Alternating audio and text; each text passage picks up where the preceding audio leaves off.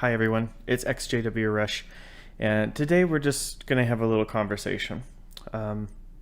I'm still working on the emotion control for the bite model. That one is significantly longer and is going to take a lot of time. And personally, I am getting ready to do a job change. Today I just want to have a little discussion. So on one of my videos, I got a comment, and I'm not dealing with hateful nonsense. We're just gonna push that on through. I'm not even letting that show up on my channel. It's stuff that I don't have time for. If you have a genuine question, then I'll genuinely answer it. The thing that I don't like personally is when people they just have absolute nonsense to say, but they wrap it in a veil of ultra professionalism. I end up not letting this comment go through, and that was a mistake. That was a mistake because I should have kept that comment so that we could see it and take a look at it. I know you're not supposed to feed the trolls. I do kind of like feeding trolls every now and again. I'm even willing to engage with a troll if they're, even within all of their nonsense, if you can break it all apart, there's something there that's worth addressing. I think that there's a cool conversation that can have. And that's what happened in this case. I do not believe for 2.5 seconds this person was actually genuine, but I should have kept it. The comment started off by saying that if it wasn't too personal, they had a question to ask. First of all, like, that's never a good way to start something. Like, at least in my mind, it's going to pop up a flag. Like, well, I don't mean to be racist, but I don't mean to be offensive, but I got a question for you. You don't have to answer it if it's too personal. Like, and you're a stranger? And you're going to ask that? Like, dude, just come out and ask your question. Like, that always starts off weird. He asked me what was my reasoning for doing the videos. And I thought I would wow, someone's genuinely asking a question. Like, even if you are a hardcore believer, as a Christian, as a witness, Muslim, whatever, I don't care. But if someone genuinely asks, like, what's your point? Like, what are you aiming for with these videos? And it's like, wow, that's a cool question. Yeah, I'd love to have a conversation. I'd love to talk about that. And very quickly, the rest of the comment devolved into utter nonsense. The question was, because then they started, like, when you ask a question, let me answer it. Don't attempt to answer it for me. It shows that you're not being genuine. So the question was asked, why are you doing these videos? And then he attempted to answer for me by suggesting that my goal was to get the Jehovah's Witnesses to get rid of their shunning policy. And I kid you not, word for word, was so they would get rid of their policy so I could be in the in crowd. I didn't know that being a Jehovah's Witness was being the in crowd. I didn't know that Jehovah's Witnesses, I mean, I haven't been gone that long. I've been gone for maybe a year and a half. I didn't know that the Jehovah's Witnesses have become the in crowd. Perhaps there was some dramatic thing that changed that I wasn't aware of. As a matter of fact, when you're baptized, you're told that you're not being protected. You're putting a target on your back for Satan. Like, that's what happens when you're baptized, right? Because now Satan has a direct interest in you. Again, it devolved into just, you're just doing it because of this. And then the last part of his comment was saying, after all of this rambling, did I believe that I found something that was so incredible that it needed to be shared with everyone? And I kind of want to address his two very specific questions. And I want to go back to the first question. Why am I doing this? The reason why I put these videos out, or I've decided to, is because I remember being a Jehovah's Witness. It wasn't that you can question. It wasn't that you can think for yourself and come to your own decisions. There was none of that. You're not allowed to think. You can only consume the media that the Jehovah's Witnesses give you. Everything else is tainted by Satan, including the friends you had.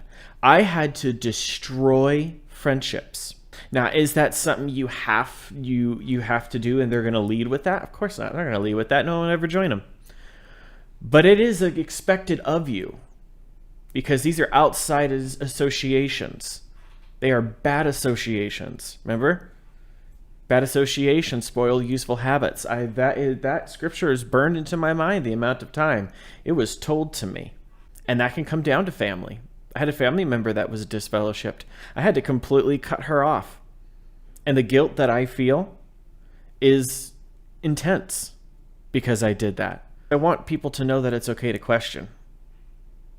It is okay to question. You should question. But that's the whole point, is to put out information where people can get other views of different things.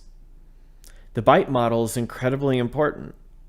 The bite model was one of the biggest things that got me to question the Jehovah's Witnesses. And questioning is not an easy thing, especially when it comes with a threat of death. And it absolutely does. I don't care what anyone has to say. If you are disfellowshipped, nowhere in the Bible does it say that God is going to judge you by your heart. It doesn't say that. Nowhere does it say that. If you are disfellowshipped as a Jehovah's Witness, you are treated as if you are dead. You are instructed to treat the disfellowshipped person as if they're dead, as something abhorrent. Because should Armageddon come and you are disfellowshipped, you will be destroyed. You will be murdered by God. And that is really intense, because the threat of death is a really good way of keeping people in line. And someone needs to be out there to tell them that it's okay to question this. I was in your position where you have questions. I talk about my little box of questions where when things come up, like Toni Morris standing up and talking about tight pants and how, oh, well, it's the gays make the tight pants and they want to see you in those tight pants. That's why it's a thing. And as a gay man, it's like, what? What did this man just say? Like, he knows that's a bunch of nonsense. That's a bunch of nonsense, right? Like, y'all don't believe that, do you? Because that's utter nonsense. And then being told that, no, this guy has a direct line to God. And it's like, oh, I'm putting the situation in the box. Burying it in the backyard because I cannot follow through with that line of thinking because it will lead to something that I am not in a position to address and work through right now. And it's very scary to get to that point where you open up your little box of questions and you start filtering through that. You have to be in a good position to do that because your entire view of reality, of the future, of the present, of the past, everything just shatters apart. And you need to be in a particular place where you can do that and come out the other side. This is where I'm going to say again, if there is someone doing that, please reach out for psychiatric help. And I don't mean that as a slam. It's the first thing I did. Like, I'm coming out of a religious cult. I need some therapy. Very, very clear. You know, recently, yesterday, I watched the Waco documentary on Netflix. And the thing that I kept audibly saying to the screen is these people need psychiatric care. Like, I hope that they are getting phenomenal psychiatric care and they're getting it on a like daily basis. Because when you are fully bought into a cult, you have to get to a certain point where you can question and then come back out. And that is a very difficult journey to do by yourself.